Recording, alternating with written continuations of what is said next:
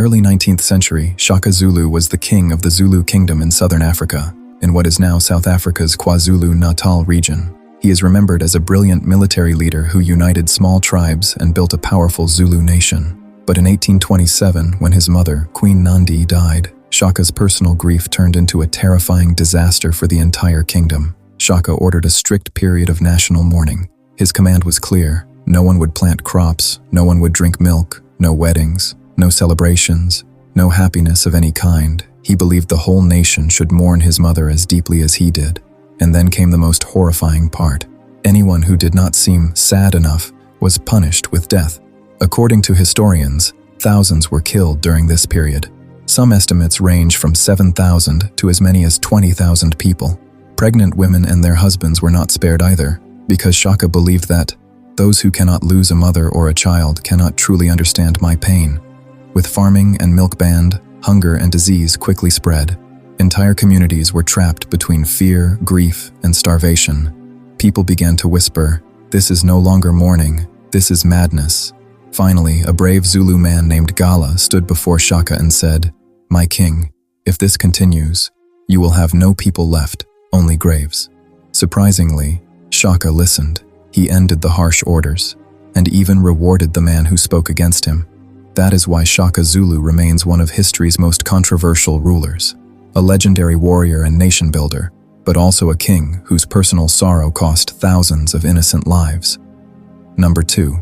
Today, Huanchaco in Peru is a beautiful coastal town where people surf the waves and tourists explore ancient ruins.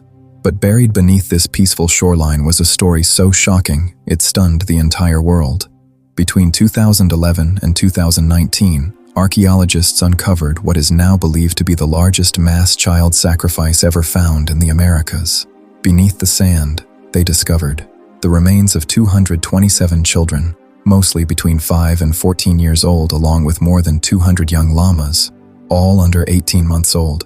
All of them were killed about 500 years ago, in the 15th century. Investigators quickly realized this was not random violence. It was a carefully planned religious ritual. On the children's chests, researchers found clean, straight cuts, ribs sliced open to reach the heart, and strong signs that the hearts were removed as offerings to the gods. Many of the children had red pigment on their faces, which was part of the ritual before sacrifice. The young llamas also showed deep chest wounds, clearly made on purpose. The most disturbing part was this: the cuts were so precise that it was clear trained priests or ritual specialists performed the killings.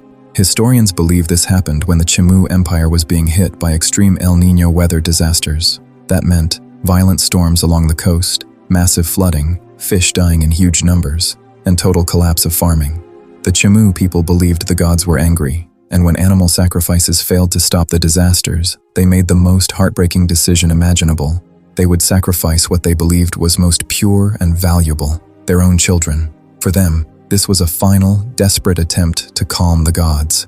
At its peak, the Chimu Empire was one of the most powerful civilizations in South America, stretching over 600 miles along the Peruvian coast. They built advanced cities, complex irrigation systems, and depended heavily on the ocean for survival. But around 1475, the Inca Empire conquered the Chimu, and their civilization came to an end. The discovery at Huanchaco reminds us of something terrifying and tragic. When people are driven by fear and desperation, they can make unimaginable choices in the name of faith. Number 3. In the 17th century, in a small village called Kringa, in what is now Croatia, there lived a simple farmer named Jure Grando. Some records say he died in 1656, others say 1669, most likely from illness. The villagers buried him and thought that was the end of the story, but that's when the real fear began. People in the village claimed that Jure started appearing at night, knocking on doors, and strangely, whenever he visited a house, someone in that home would die just days later. Slowly, the entire village began living in constant terror. Jure's own wife said he came to her in her sleep, threatening and frightening her. She even claimed it felt like something invisible was pressing down on her. Villagers also said his face no longer looked normal. It was pale, bloodless, and eerily lifeless, just like how people imagined vampires. This wasn't just a rumor passed down through stories. An Austrian historian named Johann Weichard von Valvassor wrote about the case in his book The Glory of the Duchy of Carniola. That's why Yuri Grando is often called the first documented vampire in history. In 1672, a group of villagers finally went to his grave in the middle of the night. When they opened the coffin, they were shocked. His body had not decomposed. His face looked almost fresh, as if he had just died. Terrified, but desperate, one man finally raised an axe and cut off Yuri's head. According to local reports, after that night, the strange deaths stopped, and the village finally felt safe again. Even today, no one knows if this was truly something supernatural or just fear mixed with disease and superstition. Number 4. In the year 1900, on the remote Flannan Isles off the west coast of Scotland, 3 lighthouse keepers were on duty: Thomas Marshall, James Ducat, and Donald MacArthur. Everything seemed normal until December 15, 1900. The lighthouse logbook recorded violent storms and rough seas, but after that day, there were no more entries. On December 26th, when a relief ship finally arrived, the scene was deeply unsettling. All 3 keepers were gone. The doors were locked, food was left unfinished, a chair was found knocked over, yet there were no signs of a struggle anywhere.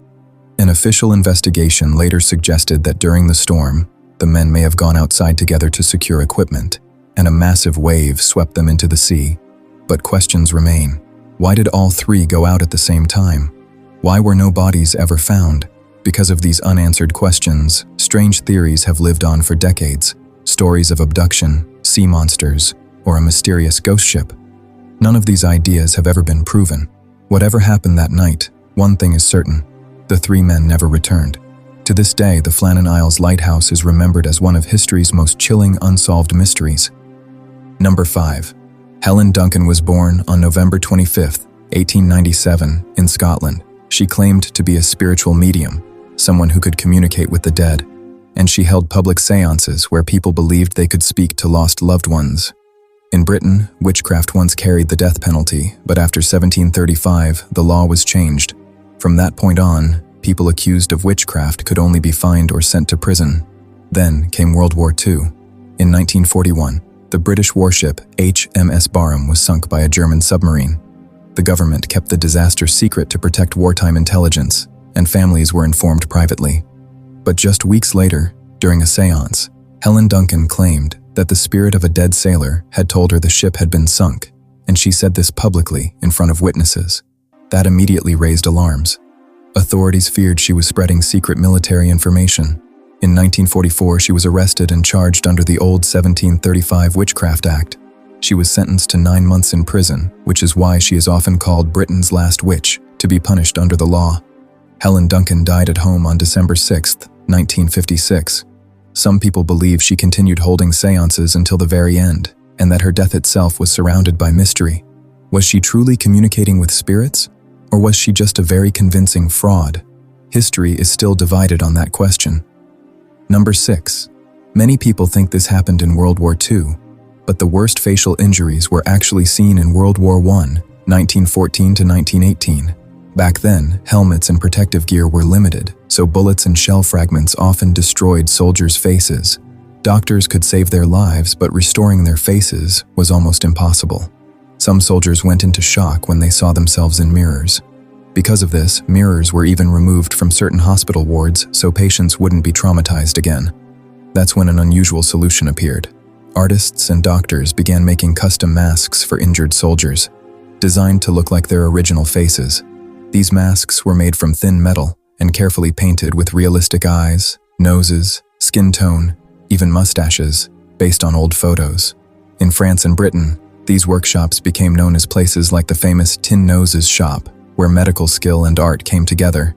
These masks were not a medical cure, but they gave soldiers something just as important: the courage to step back into society, to walk in public without being stared at, and to feel human again, not just a wounded soldier. It's a reminder that war isn't only fought on battlefields. Some of the hardest battles are fought with identity, dignity, and the face you see, or can no longer see, in the mirror. So guys, let me know in the comments how you like this video. Don't forget to subscribe to the channel, and I'll see you in the next video.